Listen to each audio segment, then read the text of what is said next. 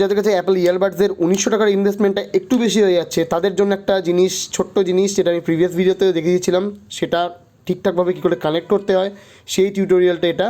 তো এটা আমরা এবার সরিয়ে দেবো। তো এটা হচ্ছে রেডমি ডুয়াল ড্রাইভার হেডফোন। এটার সঙ্গেই আমরা আমাদের আইফোনটাকে কানেক্ট করব। তার জন্য যেটা লাগবে সেটা হচ্ছে প্রিভিয়াস ভিডিওতে দেখানো এই অ্যাক্সেসরিটা। এটা হচ্ছে পোর্ট্রনিক্সের 3.5mm 2 লাইটনিং পোর্ট। তো এটা আমরা এবার আইফোনের কানেক্ট করব। লাইটনিং পোর্টে এই অ্যাডাপ্টারটা আমি কানেক্ট করে দিয়েছি, কিন্তু তাও আপনারা দেখতে পাবেন যে এখানে কিন্তু অ্যাডাপ্টারটা কাজ এখনও করছে না। এর জন্য এবার যা করতে হবে সেটা আমি আপনাদেরকে দেখিয়ে দেবো। এর জন্য আমাদের ফার্স্ট যেতে হবে সেটিংসে যাওয়ার পরে আমরা যাবো ব্লুটুথে গিয়ে আমরা ডিভাইসটাকে দেখতে পাবো। তো ডিভাইসটা টাচ করব। টাচ করলে আমরা দেখব ডিভাইসটা কানেক্টেড হয়ে গেছে। এবার আপনি আপনার এই হেডফোনটাকে ইউজ করতে পারেন। তো সাউন্ড মোটামুটি ভালোই আসছে, এর থেকে সাউন্ডও শুনতে পাবেন।